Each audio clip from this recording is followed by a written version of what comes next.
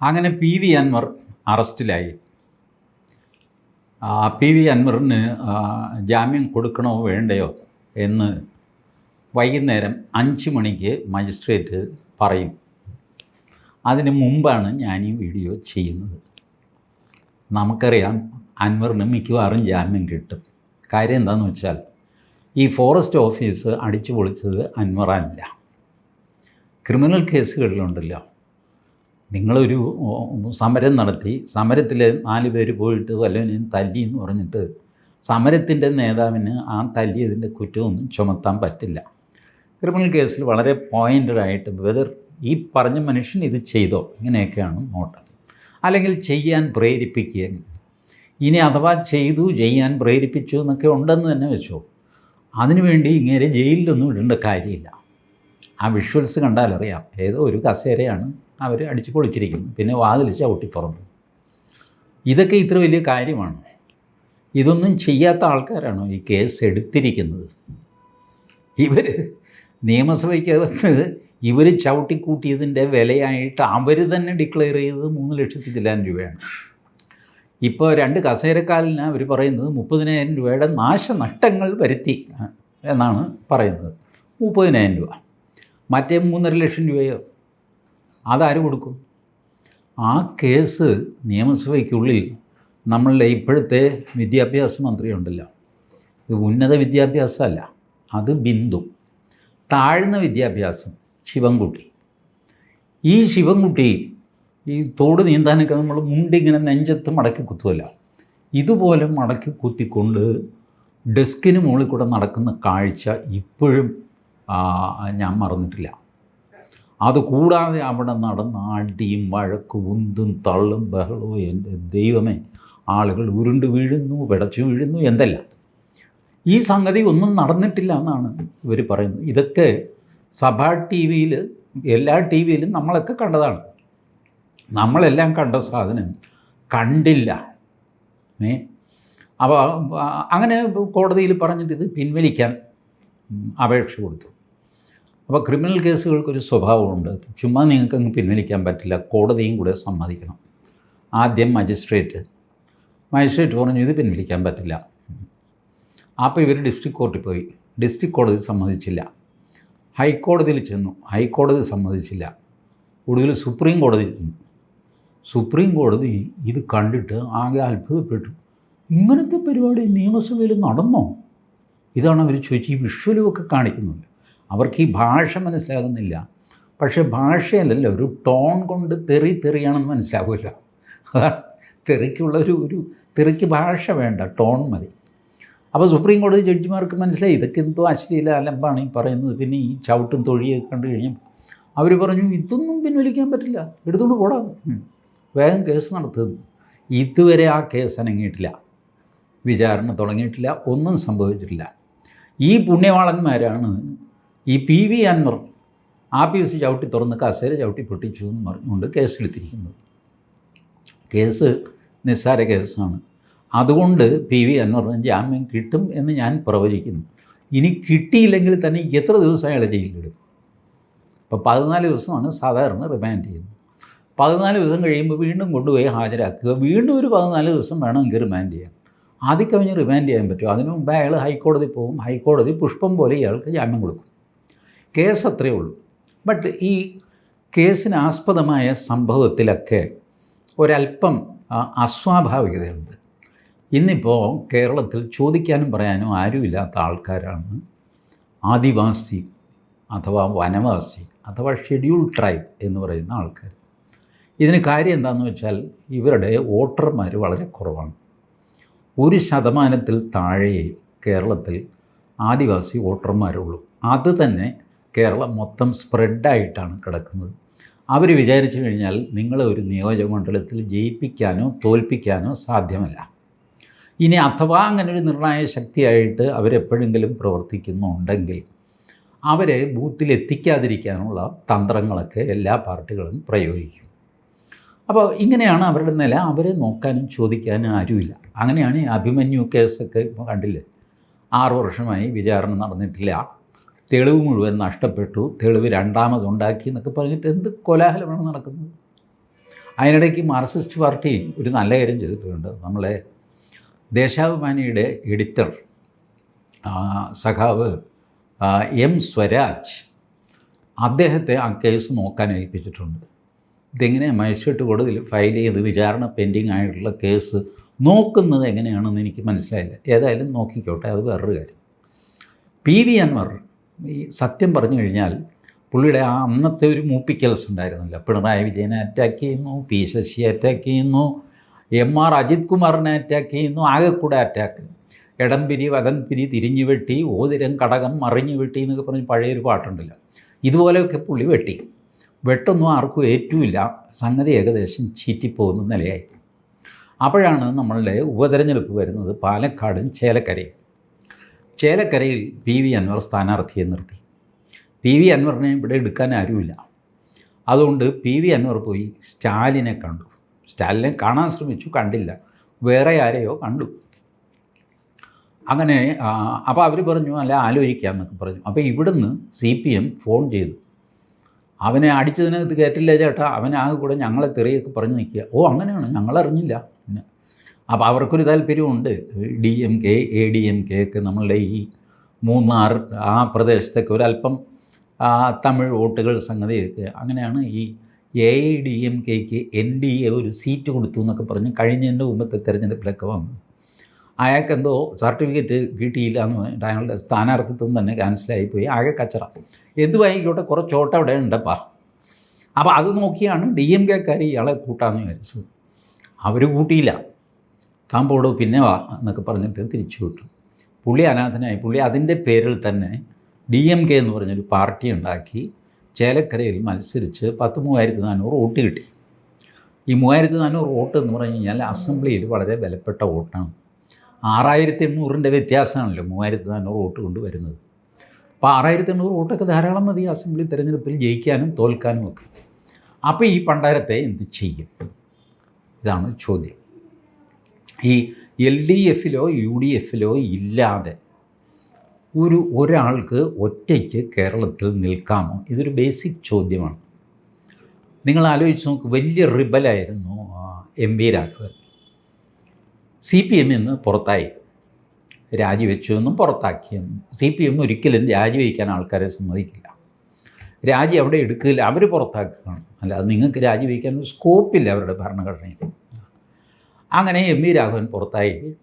MV Raghavan ആദ്യം ഒരു പയറ്റൊക്കെ പയറ്റിയെങ്കിലും UDFൽ ശരണം പ്രാപിച്ചു. ഗൗരിയമ്മ CPM നിന്ന് പുറത്തായി UDFൽ അഭയം പ്രാപിച്ചു. TP ചന്ദ്രശേഖരൻ ഒന്നിനും വഴങ്ങാതെ വന്നു കഴിഞ്ഞപ്പോൾ തട്ടിക്കളഞ്ഞു. TP ചന്ദ്രശേഖരൻ്റെ ഭാര്യ KK രമയും അവരുടെ പാർട്ടി RMPയും എല്ലാം കൂടെ UDFൽ. വടകര സീറ്റ് KK രമയ്ക്ക് റിസർവ്. അങ്ങനെ ഇപ്പോൾ PV അൻവറിനെ ഒന്നുകിൽ കൊന്നുകളയണം, അല്ലെങ്കിൽ UDFൽ എടുക്കണം. ഇത് രണ്ടിലൊന്നും വേണം. അപ്പോൾ ഞാൻ പ്രതീക്ഷിക്കുന്നത്, ഞാൻ പറയുമ്പോൾ കടന്ന കൈയാണ് നിങ്ങൾ പറയും, പക്ഷേ രാഷ്ട്രീയത്തിൽ ഇങ്ങനെയൊക്കെയാണ് സംഭവിക്കാറുള്ളത്. പിണറായി വിജയനോ അല്ലെങ്കിൽ അദ്ദേഹത്തിൻ്റെ കൂട്ടത്തിലുള്ള ആരെങ്കിലും മുസ്ലിം ലീഗുമായിട്ട് സംസാരിക്കും, കോൺഗ്രസുമായിട്ട് സംസാരിക്കില്ല. കാരണം UDFൽ കാര്യങ്ങൾ തീരുമാനിക്കുന്നത് മുസ്ലിം ലീഗാണ്. കോൺഗ്രസ് ഇങ്ങനെ അടിച്ചുമ്പി തല്ലിയൊക്കെ ഇങ്ങനെ നിൽക്കുമെങ്കിലും കോർ മുസ്ലിം ലീഗാണ്. അവരാണ് പ്രധാനപ്പെട്ട തീരുമാനങ്ങൾ എടുക്കുന്നതും വീറ്റോ ചെയ്യുന്നതും. സോണിയാഗാന്ധിയുമായിട്ട് ഡയറക്റ്റ് കോൺടാക്റ്റ് ഉള്ളതും ഒക്കെ മുസ്ലിം ലീഗിനാണ്. കേരളത്തിലെ ആർക്കെങ്കിലും സോണിയാഗാന്ധിയെ ഡയറക്റ്റ് ഫോൺ ചെയ്യാൻ പറ്റുമോ? ഇല്ല.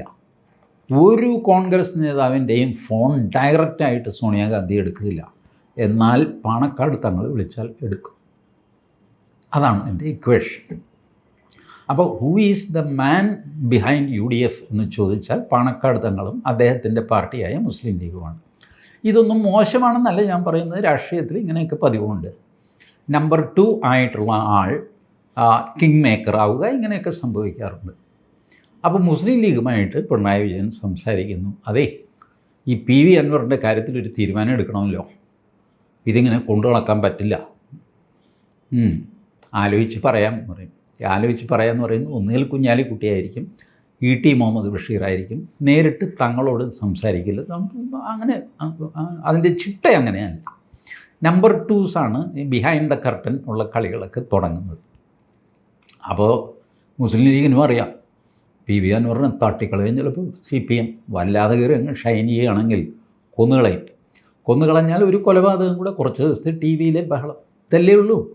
ബാക്കി പിന്നെ വക്കീലന്മാരെയൊക്കെ വെച്ചിട്ട് ഇപ്പോൾ കോടിക്കണക്കിന് രൂപയല്ലേ വക്കീലന്മാർക്ക് കൊടുക്കും. പേരിയാക്കും എന്താ ഇരട്ടക്കൊല കേസ്, എത്ര കാശ് ചിലവൊക്കെയതിന് CBI അന്വേഷണം വേണ്ടാന്ന് പറഞ്ഞുകൊണ്ട് സുപ്രീം കോടതി വരെയൊക്കെ പോയിട്ട് വൻ ബഹളമൊക്കെ കഴിഞ്ഞല്ലേ ഇപ്പോൾ അത് ലോവർ കോർട്ടിൽ വന്ന് വിധിയൊക്കെ ആയത്.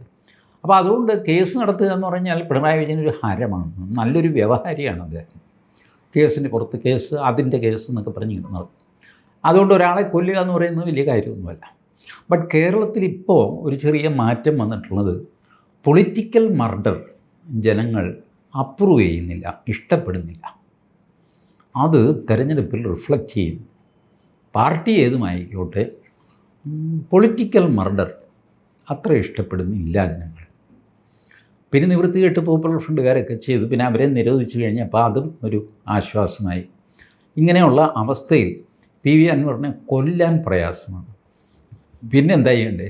UDF-ൽ എടുക്കുക. അപ്പോൾ കുഞ്ഞാലിക്കുട്ടിയോട് ചോദിക്കും, നിങ്ങൾ ഇയാളെ എടുക്കുന്നോ?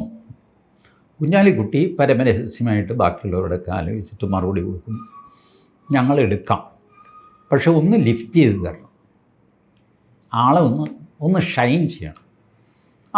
അതിനുള്ള മാർഗം ഞാൻ നോക്കാം. അല്ല എന്താ മാർഗം? എന്താ ഒരു കേസ് അങ്ങോട്ട് ഇട്ടിട്ട് പോലീസിനെ അറസ്റ്റ് ചെയ്യുന്ന ആൾ ഹീറോ ആകുമല്ലോ, അല്ലെങ്കിൽ ആക്കുമല്ല, അതൊക്കെ നമ്മുടെ മാധ്യമങ്ങൾ ചെയ്തോളും. വേറെ ഉപദ്രവമൊന്നും ഉണ്ടാവില്ല. ഉപദ്രവമൊന്നും ഉണ്ടാവില്ല. പിന്നെ മജിസ്ട്രേറ്റിന് മുമ്പിൽ ഹാജരാക്കുക, എന്തെങ്കിലും 2-3 ദിവസത്തെ റിമാൻഡോ സംഗതി അതെങ്ങനെയാണെന്ന് വെച്ചാൽ അപ്പം നമുക്ക് ഹാൻഡിൽ ചെയ്യാം. ഇതാണ് ഇതിൻ്റെ ഇക്വേഷൻ. അപ്പോഴാണ് ഒരു ആദിവാസി ആന ചവിട്ടി മരിക്കുന്നത്. ആ പാവം അവർ 7 പേരുണ്ടായിരുന്നു. മകളെ കണ്ട് സ്കൂളിലോ കോളേജിലോ ചേർത്തിട്ട് തിരിച്ച് ഒരു പ്രത്യേക സ്ഥലം വരെ ജീപ്പ് എത്തുക, അത് കഴിഞ്ഞാൽ പിന്നെ നടക്കണം. 10-20 പേരുടെ സംഘം ഉണ്ടായിരുന്നത്. ഈ സംഘം 2ആയിട്ട് തിരിഞ്ഞിട്ട് കുറച്ച് പേര് അവരുടെ വീടുകളിലേക്കും ഇവരൊരു 7 പേര് ഇവരുടെ വീട്ടിലേക്കും 2-3 വീടൊക്കെ ആയിട്ട് താമസിക്കുന്നു കാട്ടിൻ്റെ ഉള്ളിൽ. അങ്ങോട്ട് നടക്കുന്ന വഴിക്കാണ് കാട്ടാനയെ കാണുന്നതും ചിഹ്നം വിളി കേൾക്കുന്നതും എല്ലാം. എല്ലാവരും പരിഭ്രമിച്ചു. അപ്പോൾ ഈ മണി എന്നാണ് അയാളുടെ പേര്. മണി പറഞ്ഞു, നിങ്ങൾ ഓടി രക്ഷപ്പെട്ടോന്നും. കൂടെയുള്ള 6 പേരെ മക്കളെ അടക്കം പുള്ളി വേറൊരു വഴിക്കാക്കിയിട്ട് പുള്ളി അവിടെ തന്നെ നിന്നു ആനയുടെ മുമ്പിൽ. അപ്പോൾ ആനയുടെ കോൺസെൻട്രേഷൻ മണിയുടെ നേരെയാണ്. ബാക്കി 6 പേര് രക്ഷപ്പെട്ടു കഴിഞ്ഞു. മണിക്കറിയാം താൻ കൊല്ലപ്പെടും, അല്ലാതെ വേറെ മാർഗ്ഗമില്ല. ഇനി അങ്ങേരും കൂടെ ഇവരുടെ പിന്നാലെ എടുത്തു കൊടുക്കുകയാണെങ്കിൽ ചിലപ്പോൾ ഈ 7 പേരെയും ആന പിന്തുടർന്ന് കൊലപ്പെടുത്തിയെന്ന് വരും. മണി വലിയൊരു കാര്യമാണ് ചെയ്തത്. എത്ര സമർത്ഥനാണ് ആ മനുഷ്യൻ, എത്ര ത്യാഗസമ്പന്നനാണ് ആ മനുഷ്യൻ. ആ മനുഷ്യനെ ആന തുമ്പിക്കൈയിൽ ചുഴറ്റി അടിച്ച് ഛിന്ന ഭിന്നമാക്കി കളഞ്ഞു. ആർക്കും ഒരു ഔട്ട്റേജ് എന്നൊരു വികാരമുണ്ടല്ലോ, ധാർമ്മിക രോഷം തോന്നുന്ന കാര്യം. സർക്കാർ തിരിഞ്ഞു നോക്കിയില്ല. തിരുവനന്തപുരത്തെ കണ്ടിരുന്ന് 10 ലക്ഷം രൂപ കൊടുക്കാമെന്ന് പറഞ്ഞു. എപ്പോൾ കൊടുക്കാം? നിങ്ങൾ ആരെങ്കിലും ഈ 10 ലക്ഷം 5 ലക്ഷമൊക്കെ ഒരുപാട് കേട്ടിട്ടുണ്ടല്ലോ, ഇത് കൊടുത്തതായിട്ട് ആർക്കെങ്കിലും അറിയാമോ? അങ്ങനെ ഇരിക്കുമ്പോൾ 1-2 പേർക്ക് ചിലപ്പോൾ കിട്ടിക്കാണും. അല്ലെങ്കിൽ ഈ 10 ലക്ഷം രൂപ മന്ത്രി അനൗൺസ് ചെയ്യുമ്പോൾ മന്ത്രിയുടെ കൂടെ നിൽക്കുന്ന ആൾ പറയും, സാറേ എന്ത് കണ്ടിട്ടാണ് ഈ 10 ലക്ഷം രൂപ കൊടുക്കാമെന്ന് പറഞ്ഞിരിക്കുന്നത്? ഖജനാവിൽ കാശൊന്നുമില്ല കേട്ടോ. അതൊക്കെ പ്രഖ്യാപനമല്ലേ, ഇത് കൊടുക്കാൻ പോവുകയാണ്, നീ എന്തൊരു മണ്ടൻ. കാരണം ഇത് കിട്ടാനായിട്ട് ആദ്യം വില്ലേജ് ഓഫീസറുടെ സർട്ടിഫിക്കറ്റ് വേണം. മരിച്ചത് മണിയാണെന്നും മണി മാത്രമാണെന്നും മണിയല്ലാതെ വേറെ ആരുമല്ലെന്നും ഇതിന് ഡോക്ടറുടെ സർട്ടിഫിക്കറ്റ് വേണം. ആന ചവിട്ടി കഷ്ണം പീസാക്കിയ ആളിൻ്റെ എന്ത് സർട്ടിഫിക്കറ്റ് കൊടുക്കാൻ? ഇയാൾ മണിയാണോ ഗിണിയാണോ എന്ന് തിരിച്ചറിയാൻ മേലാത്ത രീതിയിൽ ആന ചവിട്ടി അരച്ചിരിക്കുക.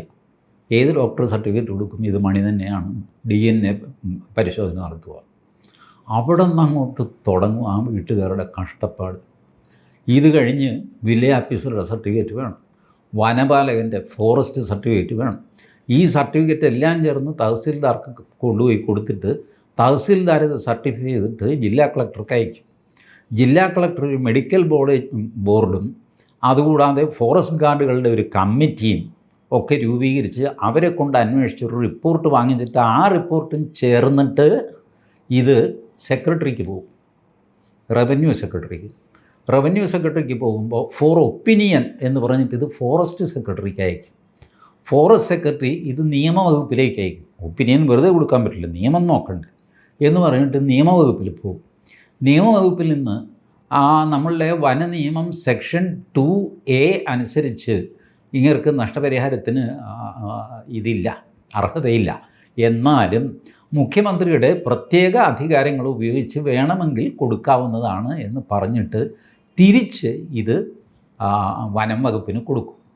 വനം വകുപ്പ് നിയമവകുപ്പിൻ്റെ ഉപദേശമനുസരിച്ച് മുഖ്യമന്ത്രിക്ക് ചെയ്യുകയോ ചെയ്യാതിരിക്കുകയോ ചെയ്യാം എന്ന് പറഞ്ഞിട്ട് റവന്യൂവിന് കൊടുക്കും.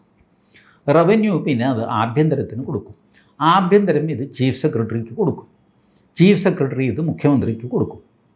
ഇതൊക്കെ കഴിഞ്ഞിട്ട് ഈ ജന്മം 10 പൈസ സർക്കാരിൽ നിന്ന് കിട്ടുമെന്ന് കിട്ടില്ല, ആർക്കും കിട്ടാറുമില്ല. നിങ്ങൾ അന്വേഷിച്ച് നോക്കുക, എത്രയോ പേർക്ക് സഹായധനം ഒക്കെ പ്രഖ്യാപിക്കുന്നു. മുണ്ടക്കൈ ചൂരൽമല ദുരന്തം ആർക്കും കാശ് എത്ര പേർക്ക് കൊടുത്തു? ഹൈക്കോടതിയിൽ സർക്കാർ സത്യവാങ്മൂലം കൊടുത്തു തരുന്നുണ്ടല്ലോ, കൃത്യമായ കണക്കില്ല എന്നാണ് പറഞ്ഞിരിക്കുന്നത്. വില്ലേജ് ഓഫീസറുടെ കണക്കുണ്ട്, തഹസിൽദാരുടെ കണക്കുണ്ട്, NGOയുടെ കണക്കുണ്ട്, പിന്നെ കുടുംബശ്രീക്കാരുടെ കണക്കുണ്ട്, സന്നദ്ധ സംഘടനകൾ അവർ 10-15 പേരുണ്ട്, അവരുടെ കണക്കുണ്ട്. ഇതിലേത് കണക്കെടുക്കണം എന്ന് തീരുമാനിക്കാൻ സർക്കാർ കഷ്ടപ്പെടുന്നു. ഏത് ലിസ്റ്റ് നോക്കിക്കഴിഞ്ഞാലും ലിസ്റ്റ് അപൂർണമാണ്. നാരായണൻ്റെ പേര് ഈ ലിസ്റ്റിലുണ്ടെങ്കിൽ മറ്റേ ലിസ്റ്റിലില്ല. അപ്പോൾ അവിടെ ഒരു മാധവനെ കാണുന്നു, എന്നാൽ മാധവൻ മറ്റേ ലിസ്റ്റിലുമില്ല. ഇതെങ്ങനെ തീരുമാനിക്കും? ഹൈക്കോടതിയിലെ കേരള സർക്കാർ കൊടുത്ത സത്യവാങ്മൂലം നിങ്ങളെടുത്ത് നോക്കുന്നേ, അതിങ്ങനെ കൺഫ്യൂഷനായിട്ട് നിൽക്കുകയാണ്. കുറേ പേർക്ക് കൊടുത്തിട്ടുണ്ട്, ഇല്ലെന്നില്ല, കുറേ പേർക്ക് കൊടുത്തിട്ടില്ല. കൊടുക്കണോ വേണ്ടതെന്ന് തീരുമാനം പോലും എടുത്തിട്ടില്ല. ഇയാൾ പറയുന്നു ഞാൻ ദേ മല ഇടിഞ്ഞ് ഒഴുകി വന്നവനാണ്. അത് താൻ കുഴിച്ചിട്ട് വന്ന ആണോ അതോ മണ്ണിടിച്ചിൽ വന്നതാണോ എന്ന് എങ്ങനെ തിരിച്ചറിയാനാ? അല്ല സാറേ, ഞാൻ ഇല്ല, അവിടെ ആയിരുന്നു എൻ്റെ വീട്, കാണുന്നില്ലേ, ആ സ്ഥലത്തായിരുന്നു. ഈ ആയിരുന്നു എന്ന് പറഞ്ഞു കഴിഞ്ഞാൽ ആ വീടിൻ്റെ ഒരു കഷ്ണം കാണിക്കാനില്ല, അത് ഒഴുകിപ്പോയില്ലേ. ഇയാൾ പറയുന്നത് സത്യമാണോ നുണയാണോ എന്ന് ആര് വിശ്വസിക്കും? തൻ്റെ ഭാര്യയും മക്കളും ഒക്കെ ഇവിടെ, അവരൊക്കെ ഒഴുകിപ്പോയി. അവരുടെ ശവമൊന്നും കിട്ടിയില്ലല്ലോ, അതിന് ഞാനെന്ത് ചെയ്യും സാറേ? ശവം കിട്ടിയില്ല എന്നുള്ളത് ഇയാളുടെ കുറ്റമായിട്ട് മാറും. താൻ ശവം കൊണ്ടുവന്നതാണ്, എന്നാലെങ്കിലും ഞങ്ങൾ എങ്ങനെ എവിടെ നിന്ന് എടുക്കാൻ ഈ ഒരു മനുഷ്യൻ? ഇയാൾ പറയുന്നത് സത്യമാണോ നുണയാണ്? ഇതാണ് സർക്കാരിൻ്റെ കുരുക്ക്. അതുകൊണ്ട് ഈ നഷ്ടപരിഹാരം എന്നൊക്കെ പറയുന്നത് വെറുതെ അനൗൺസ് ചെയ്യുന്നതാണ്, ഒരർത്ഥവുമില്ല കാര്യത്തിൽ. ഈ ഇഷ്യൂ ആണ് PV അൻവർ ടേക്കപ്പ് ചെയ്തത്.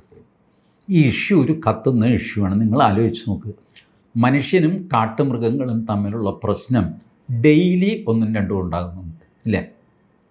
പുലിക്കുള്ള കെണിയിൽ പന്നി വീണു, പന്നിക്കിണിയിൽ പുലി വീണു, പുലി അതിലെ ഓടി. ഇതിൻ്റെയൊക്കെ വീഡിയോയും നമ്മൾ കാണുന്നുണ്ട്. പുലിയുണ്ട്, കാട്ടാൻ ഇറങ്ങുന്നുണ്ട്, കരടിയുണ്ട്, പന്നിശല്യം വല്ലതും പറയണ്ടല്ലോ, മഹാശല്യമാണ്. വെറും പന്നി, കാട്ടുപന്നി, പന്നികൾ പല ജാതിയാണ്. അപ്പോൾ ഇതൊക്കെ ചേർന്ന് മനുഷ്യനും വന്യമൃഗങ്ങളും തമ്മിലുള്ള കോൺഫ്ലിക്റ്റ് വളരെ കൂടുതലാണ് ഇപ്പോൾ കേരളത്തിൽ. അതിൽ വനമേഖലയിൽ താമസിക്കുന്നവർക്ക് വല്ലാത്ത പ്രയാസമുണ്ട്, ജീവഭയം എല്ലാവർക്കും ഉള്ളതല്ലേ. അവരവിടെ പോയി താമസിച്ചതിന് അതൊരു പോയിൻ്റ് ഞാൻ സമ്മതിക്കുന്നു. പലരും എന്നോടുമൊക്കെ പറയാറുണ്ട്, വനത്തിൽ നിന്ന് കാട്ടുമൃഗങ്ങൾ ഇങ്ങോട്ടിറങ്ങുന്നതല്ല, മനുഷ്യൻ വനത്തിലേക്ക് കയറി, അപ്പോൾ വന്യമൃഗങ്ങൾ പിന്നെ എന്ത് ചെയ്യും? അവർക്കും ജീവിക്കണ്ടേ? ന്യായമാണ്, അതിരിക്കട്ടെ, അത് നമുക്ക് വേറൊരു ചർച്ചയ്ക്കുള്ള വിഷയമാണ്. ബട്ട് അവിടെ ജീവിക്കുന്നവർ ജീവനിൽ ഭീഷണിയുമായിട്ടാണ് എപ്പോഴും കഴിയുന്നത്. അത് സത്യമല്ലേ? എത്ര അമ്മമാർ, കുട്ടികളൊക്കെ അവരുടെ ഒരു പേടി ആലോചിച്ച് നോക്ക്. എപ്പോഴാണ് ആന ചവിട്ടുന്നറിയാൻ മേലെ പുലി പിടിച്ചുകൊണ്ട് പോകുകയോ അല്ലെങ്കിൽ മുള്ളം പന്നിയോ വെറും പന്നിയോ ഒന്ന് കുത്തുകയോ മലത്തുകയോ ഒക്കെ ചെയ്ത് കഴിഞ്ഞാൽ എന്ത് ചെയ്യും? അതിനിടയ്ക്ക് കാട്ടുപോത്തിറങ്ങുന്നു, വിചിത്രമായ പല മൃഗങ്ങളും ഇറങ്ങി വരുന്നു കാട്ടിൽ നിന്ന്.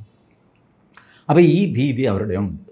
ഇവരുടെയൊക്കെ മനസ്സിൽ അൻവറിനെ പറ്റി ഒരു മതിപ്പല്ലേ ഉണ്ടാവുക? എന്തുമായിക്കോട്ടെ, അയാൾ നമ്മുടെ പ്രശ്നത്തിനല്ലേ ഇറങ്ങി പുറപ്പെട്ടത്. ഫോറസ്റ്റിൻ്റെ ആഫീസിൽ കസേര തല്ലി ഓടിച്ച് നന്നായി. ഞാൻ തല്ലി ഓടിക്കാനിരുന്നതാണ്, അൻവർ തല്ലി ഓടിച്ചെങ്കിൽ നന്നായി. ഇങ്ങനെ അമ്മമാർ പറയുള്ളൂ. അല്ല, ഫോറസ്റ്റ് ഗാർഡിനെ തല്ലിയെന്ന് ആ 2 കൊടുക്കണം. കഴിഞ്ഞ തവണ വന്നപ്പോൾ അവൻ്റെ വർത്തമാനം കേട്ടപ്പോൾ ഞാൻ തന്നെ വിചാരിച്ച 2 കൊടുക്കണമെന്ന്. എനിക്ക് ത്രാണിയില്ലാതെ പോയി, അവനെങ്കിലും തല്ലിയല്ലോ. ഈ രീതിയിൽ ജനം ഫോറസ്റ്റ് ഡിപ്പാർട്ട്മെൻറ്റിനെ വെറുത്തിരിക്കുകയാണ്. സത്യാവസ്ഥ നിങ്ങൾ നോക്കും. ഓരോ മരണം, കാട്ടാന ചവിട്ടിയും പിടിച്ചും ഒക്കെയുള്ള ഓരോ മരണം നടക്കുമ്പോഴും ജനങ്ങൾ റോഡ് ബ്ലോക്ക് ചെയ്യുന്നു, എന്തെല്ലാം ബഹളം വയ്ക്കുന്നു. ആ ബഹളം ജെനുവിനല്ല എന്ന് നമുക്ക് പറയാൻ പറ്റുമോ? അതെല്ലാം that is created by somebody. തീവ്രവാദ സംഘങ്ങൾ, അങ്ങനെയില്ല. ഒരു പക്ഷേ ഈ തീവ്ര ചിന്താഗതി ഉള്ളവരും ആ കൂട്ടത്തിലുണ്ടാവാം. അവരും ഉണ്ടല്ലോ ഒന്നും ഒറ്റയൊക്കെ ആയിട്ട്, അവരും ഇതിൽ കോൺട്രിബ്യൂട്ട് ചെയ്യുന്നുണ്ടാകും. പക്ഷേ എല്ലാ ക്ഷോഭവും എല്ലാ സമരവും തീവ്രവാദികളുടെ ലിസ്റ്റിൽ പെടുത്തരുത്. ജെനുവിനായിട്ട് ഭയാശങ്കകളുള്ള ജനങ്ങളുമുണ്ട്. അവരുടെ മനസ്സ് ഈ അൻവറിൻ്റെ കൂടെയായിരിക്കും. ഇതാണ് ഇതിനകത്തെ ഒരു ഇഷ്യൂ. അപ്പോൾ അൻവറിൻ്റെ ജനസ്വാധീനം എത്ര കണ്ടുണ്ട്? പിണറായി വിജയനാണെങ്കിൽ പിണറായി വിജയനെയും പി ശശിയെയും എം ആർ അജിത് കുമാറിനെയും പാർട്ടിയെയും മൊത്തം അൻവർ തള്ളിപ്പറഞ്ഞ സ്ഥിതിക്ക് LDFിൽ അൻവറിനെ എടുക്കുകയില്ല. ഒന്നുകിൽ UDFിൽ എടുക്കുക, അല്ലെങ്കിൽ ഞാൻ തട്ടും. ഇതാണ് പിണറായിയുടെ മെസ്സേജ്. സപ്പോസ് ടു ബി, ഞാൻ പറഞ്ഞ സങ്കല്പത്തിലെ മെസ്സേജ് ടുവേഴ്സ് UDF പറയുന്നു ഞങ്ങൾ എടുക്കാം, നിങ്ങളൊരു കാര്യം ചെയ്യുക, ആളിനെ ഒന്ന് ലിഫ്റ്റ് ചെയ്തതാ. അപ്പോൾ ലിഫ്റ്റ് ചെയ്യുന്നത് എങ്ങനെയാണ്? വീട് മുഴുവൻ വളഞ്ഞ് പോലീസിനെ കൊണ്ട് രാത്രിയിൽ ഒരു ഷോയൊക്കെ ഉണ്ടാക്കി രാത്രി 8:30 ആയി കഴിയുമ്പോൾ പോലീസ് ജീപ്പുകൾ വരുന്നു, അൻവറിൻ്റെ വീട് വളയുന്നു. വളയാനും മാത്രം വീടൊക്കെ ഉണ്ട് താനും അൻവറിന്. അപ്പോൾ അൻവറിൻ്റെ ആൾക്കാർ എവിടെ നിന്നറിയാതെ ചാടി വീഴുന്നു. അൻവർ ഞങ്ങൾ സമ്മതിക്കില്ല, ഇല്ല എന്നൊക്കെ പറഞ്ഞിട്ട് മുദ്രാവാക്യം, ബഹളം. അൻവറിനെ ജീപ്പിൻ്റെ പുറകിൽ കൂടെ കയറ്റാൻ പോകുന്നു, പറ്റില്ല, മുമ്പിൽ കൂടെ കയറ്റണമെന്ന് പറയുന്നു. മുമ്പിലൂടെ കയറാൻ പറ്റില്ല, എന്നാൽ പിന്നെ സൈഡിൽ കൂടെ കയറ്റുക. അങ്ങനെയാണ് സൈഡിൽ കൂടെ കയറ്റുന്നത്. കാരണം സാധാരണ ഒരു കുറ്റവാളിയെ പിടിച്ചു കഴിഞ്ഞാൽ പുറകിലത്തെ ഡോറ് തുറന്നാണ് ജീപ്പിലിരുത്തുന്നത്. പുറകിൽ കൂടെ കയറ്റാൻ പറ്റില്ല, മുമ്പിൽ കൂടെ കയറ്റുള്ളൂ എന്ന് അനുയായികൾ. മുൻവശത്ത് പോയി നോക്കിയപ്പോഴാണ് മുൻവശത്ത് നിന്ന് കയറുന്ന ഇങ്ങനെ ഒരു ജീപ്പിൽ, ബോണറ്റല്ലേ അവിടെ. അപ്പം പിന്നെ ഒരു ഒത്തുതീർപ്പ്, സൈഡിൽ കൂടെ കയറ്റാം. അങ്ങനെ സൈഡിൽ കയറ്റിയിട്ടാണ് ഈ പുള്ളിയെ കൊണ്ടുപോയിരിക്കുന്നത്. ഇപ്പോൾ ഏതായാലും കുഞ്ഞാലിക്കുട്ടി പറഞ്ഞു ഞങ്ങൾ ഒരു റൗണ്ട് സംഭാഷണം കഴിഞ്ഞു അൻവറുമായിട്ട് നേരത്തെ തന്നെ. അതാണ് അല്ലേ, ഒരു റൗണ്ട് എങ്ങനെയുണ്ട്, കുറച്ച് ദിവസം കൂടെ മൂക്കട്ടെ ചേട്ടാ. ഒരു കാര്യം ചെയ്യും, ആ പിണറായി വിജയനോട് പറഞ്ഞ് എന്നെ ഒന്ന് അറസ്റ്റ് ചെയ്യുന്നേ, അപ്പോഴല്ലേ അതിനൊരു ഗുമ്മുണ്ടാകുള്ളൂ. ഈ ഗുമ്മിന് വേണ്ടിയിട്ടുള്ള അറസ്റ്റ് നാടകമൊക്കെയാണ്. അല്ലെങ്കിൽ പൊതുമുതൽ നശിപ്പിച്ചു, അയ്യോ എന്ത് ദണ്ണമാണെന്നറിയാമോ പിണറായി വിജയന് പൊതുമുതലിനെ പറ്റി. എനിക്കറിയാം, നിയമസഭയിലെ കമ്പ്യൂട്ടർ വരെ ചവിട്ടിപ്പൊട്ടി സ്പീക്കറുടെ കസേര എടുത്ത് താഴെയിട്ട് നമ്മുടെ മറ്റേ ആ വലിയ വയറൊക്കെയുള്ള പാർട്ടി ഉണ്ടല്ലോ, ജയരാജൻ, അങ്ങേരുടെ ഇനീഷ്യലി ഈ 3-4 ജയരാജന്മാരായതുകൊണ്ട് എനിക്കിത് കൃത്യം അറിഞ്ഞു. EP ജയരാജനാണെന്നാണ് എൻ്റെ ഓർമ്മ. പുള്ളി ഈ കസേര ഇങ്ങനെ ഉന്തിയപ്പോൾ അത് താഴെ വീണില്ല, അത് പോഡിയത്തിൽ തന്നെ വീണു. അവിടെ നിന്നെടുത്തിട്ട് വീണ്ടും എടുത്ത് താഴെയിട്ടു. ഇങ്ങനെയൊക്കെ ചെയ്ത ടീമാണ് അൻവർ കസേരയുടെ കാലൊടിച്ചു എന്ന് പറഞ്ഞുകൊണ്ട് പിടിച്ചുകൊണ്ട് മജിസ്ട്രേറ്റ് മുമ്പിൽ ഹാജരാക്കിയിരിക്കുന്നത്. അതുകൊണ്ടാണ് ഞാൻ അൻവറിൻ്റെ ജാമ്യം ഒരു വിഷയമാക്കി എടുക്കുക. It is A forgone conclusion. ഒരു പക്ഷേ ഇന്ന് കൊടുക്കും, അല്ലെങ്കിൽ 2 ദിവസം കഴിഞ്ഞ് കൊടുക്കും. എന്ത് സംഭവിക്കാനാണ്? 2 ദിവസം വെച്ച് താമസിപ്പിക്കും തോറും അൻവർ കൂടുതൽ പ്രശസ്തനാകും. നിങ്ങളൊരു കാര്യം നോക്ക്, പഴയ പോലെ അല്ലല്ലോ. ഇപ്പോൾ ആരെങ്കിലും അറസ്റ്റ് ചെയ്ത് കഴിഞ്ഞാൽ അറസ്റ്റ് ചെയ്ത ആളിൻ്റെ പബ്ലിസിറ്റിയാണ് കൂടുന്നത്, അയാളുടെ വിസിബിലിറ്റി കൂടും, അയാൾ കൂടുതൽ നേതാവാകും. അൻവർ അദ്ദേഹത്തിൻ്റെ ആകാശത്ത് നിന്നുള്ളൊരു കാർഡുണ്ട്, മുസ്ലിം കാർഡ്. മുസ്ലിങ്ങളെ, മലപ്പുറത്തെ മുസ്ലിങ്ങളെ വേട്ടയാടുന്നു പിണറായി വിജയൻ. ഇതാണ് ആ മുസ്ലിം കാർഡൊന്നും ഫലിക്കുമെന്ന് ഞാൻ കരുതുന്നില്ല. മാത്രമല്ല അത് കൗണ്ടർ പ്രൊഡക്റ്റീവ് ആകാനാണ് സാധ്യത. അൻവറിൻ്റെ യുദ്ധം നോക്കുക, അൻവറിൻ്റെ യുദ്ധത്തിൻ്റെ തുടക്കം എവിടെയാണ്? സ്വർണം പൊട്ടിക്കലിൽ നിന്നാണ്. അതായത് കോഴിക്കോട് എയർപോർട്ട് കസ്റ്റംസിൽ നിന്ന് പുറത്തേക്ക് വരുന്ന സ്വർണം അത് പോലീസിന് പിടിക്കാൻ അവകാശമില്ല. ഇതാണ് ഇയാളുടെ അൻവറിൻ്റെ ഫസ്റ്റ് പോയിൻ്റ്. മാത്രമല്ല അത് പിടിച്ചിട്ട് മുഴുവൻ തന്നെ കോടതിയിൽ എത്തുന്നില്ല, അത് സെക്കൻഡ് പോയിൻ്റ്. അതിനാണ് പിണറായി വിജയൻ അന്ന് വിശദീകരണമൊക്കെ കൊടുത്തത്. നീണ്ട ഒരു പത്രസമ്മേളനത്തിൽ, 1.5 മണിക്കൂർ പത്രസമ്മേളനം. അതിൽ പിണറായി വിജയൻ പറഞ്ഞു ഈ സ്വർണം തരിയാക്കി പേസ്റ്റാക്കി ജീൻസിലൊക്കെ തേച്ചൊട്ടിച്ചിട്ടാണ് കൊണ്ടുവരുന്നത്. ഇത് കോടതിയിൽ ഹാജരാക്കാൻ നേരത്ത് ഇതിന് തീയിടുമ്പോൾ ഈ ജീൻസിൻ്റെ തുണിയൊക്കെ കരിഞ്ഞു പോകും, ബാക്കി സ്വർണം ബാക്കി നിൽക്കും. അപ്പോൾ ജീൻസ് അടക്കമുള്ള സ്വർണത്തിൻ്റെ തൂക്കത്തേക്കാൾ കുറവായിരിക്കും ജീൻസ് കത്തി ബാക്കി വരുന്ന സ്വർണത്തിൻ്റെ. അതാണ് ഈ 1/4 കിലോ 300 ഗ്രാമൊക്കെ കുറയുന്നത്. ഇതാണ് പിണറായി വിജയൻ പറയാൻ കാര്യം. എന്തുമായിക്കോട്ടെ, ഈ കള്ളക്കടത്ത് സ്വർണത്തിൽ ഈ അൻവറിന് ഇത്ര വലിയ ദേഷ്യം വരാൻ കാര്യം എന്താ? അൻവർ എന്താ ഇപ്പോൾ ഇവിടെ ആഫ്രിക്കയിൽ പോകാത്തത്? പുള്ളിക്ക് സ്വർണ്ണഖനിയാണ് ആഫ്രിക്കയിൽ എന്നാണല്ലോ വെപ്പ്. അവിടെ പോകാത്തത് എന്താ? ഇതുപോലെ ചില ഉത്തരം കിട്ടാത്ത ചോദ്യങ്ങൾ നിലനിൽക്കുന്നു. ഈ ചോദ്യങ്ങളോടുകൂടി അൻവറിനെ UDF എടുക്കുമോ എന്നുള്ളതാണ് വലിയ ചോദ്യം. എടുക്കും എന്നാണ് എനിക്ക് തോന്നുന്നത്. കാരണം അനാഥനായിട്ട് നിന്ന് കഴിഞ്ഞാൽ അൻവർ ജീവന് തീർച്ചയായിട്ടും ഭീഷണിയുണ്ട്. ഒരു രാഷ്ട്രീയക്കാരനെ കൊല്ലുക എന്ന് പറയുന്നത് CPMന് വലിയ കാര്യമൊന്നുമല്ല. കൊല്ലുന്നതും വലിയ കാര്യമല്ല, അതിൻ്റെ കേസ് പറയുന്നതും കാര്യമല്ല, അതിൻ്റെ പ്രചാരണവും വലിയ കാര്യമൊന്നുമല്ല. എന്തൊക്കെ കേരളത്തിലെ മാധ്യമങ്ങൾ കൊട്ടിഘോഷിച്ചാലും അവരുടെ ഉള്ളിൻ്റെ ഉള്ളിൽ അവരെല്ലാം ഇടതുപക്ഷക്കാരാണ്. എല്ലാവരും. പിണറായി വിജയനെ അവർ വിമർശിക്കുന്നല്ലോ എന്നൊക്കെ പറയുമ്പോൾ പിണറായി വിജയന് വോട്ട് കുറയുന്നതിലുള്ള ആശങ്ക കൊണ്ടാണ് അവർ വിമർശിക്കുന്നത്, അല്ലാതെ പിണറായി വിജയൻ മുടിഞ്ഞു പോകാനായിട്ടല്ല. അപ്പോൾ ഈ സിറ്റുവേഷനൊക്കെ നോക്കുമ്പോൾ അൻവർ UDFിലേക്ക് പോകാൻ തന്നെയാണ് സാധ്യത. അൻവറിന് ഞാൻ എല്ലാ വിജയാശംസകളും നേരുന്നു. പുതിയൊരു രാഷ്ട്രീയക്കാരൻ UDFിൽ ഉദയം ചെയ്യട്ടെ. പേര് DMK ആയിക്കോട്ടെ, അല്ലെങ്കിൽ കോൺഗ്രസ്സിൽ ലയിക്കുകയോ ലയിക്കാതെ കിടക്കുകയോ മോരും മുതിരയും പോലെയൊക്കെയാണ് അൻവർ. ലയിക്കുകയൊന്നുമില്ല, എന്നാൽ അതിനുള്ളിൽ കിടന്നോളും. ഇങ്ങനെയൊക്കെയുള്ള അവസ്ഥയാണ്. അവസ്ഥ എന്തുമായിക്കോട്ടെ, കാര്യത്തിൻ്റെ ഒരു തീരുമാനമായല്ലോ എന്നുള്ള ആശ്വാസമാണ് മലയാളിക്കുള്ളത് എന്ന് ഞാൻ കരുതുന്നു. Thank you.